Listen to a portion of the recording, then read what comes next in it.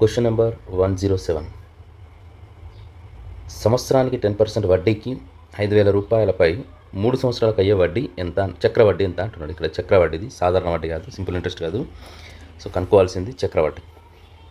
So దీనికి ఎలాంటి formula అవసరం లేకుండా మనం సింపుల్గా కూడా చేయొచ్చు, ఫార్ములాతో అవసరం లేదు.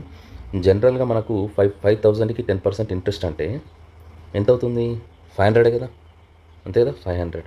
సో 500 రూపీస్ అనేది మనకి ఇంట్రెస్ట్ అమౌంట్ అవుతుంది. ఇది అసలు అయితే ఇది ఇంట్రెస్ట్ అమౌంట్ అవుతుంది ఒక సంవత్సరానికి. ఇది ఒక సంవత్సరానికి ఇంట్రెస్ట్ 500 అంటే టోటల్ అమౌంట్ ఎంత అవుతుంది?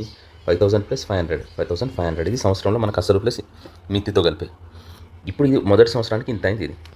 నెక్స్ట్ రెండవ సంవత్సరానికి ఇప్పుడు దీని మీద చక్రవడ్డీ అంటే ఏంటి? దీని మీద ఇంట్రెస్ట్ కాబట్టి 5,500 దీనికి 10% ఇంట్రెస్ట్ అమౌంట్ అంటే మనకు అది 550 అమౌంట్, అంతే కదా. 550 అమౌంట్ అనేది ఇంట్రెస్ట్ ఇది.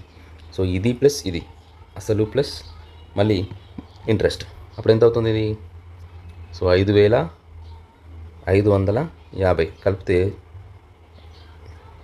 6,050 రూపాయలు అవుతుంది, రైట్. ఇది రెండవ సంవత్సరానికి. మళ్ళీ ఇప్పుడు 6,050 10% అంటే ఇప్పుడు ఎంత అవుతుంది? ఇది 605 కదా ఇంట్రెస్ట్ ఇది. సో ఇప్పుడు మనం కలపాల్సింది ఏంటి? ఈ అసలుకి మళ్ళీ ఇంట్రెస్ట్ కలపాలి. కలిపితే ఎంత అవుతుంది? 6,655.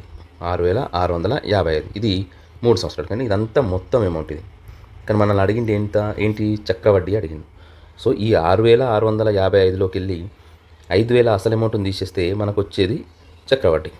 సో 1,655 అనేది ఇంట్రెస్ట్. సో ఇదే మన answer. So option 1 is the right answer. So ఇందులో ఎలాంటి ఫార్ములా వాడలేదు, సింపుల్గా చేసినాం మనం.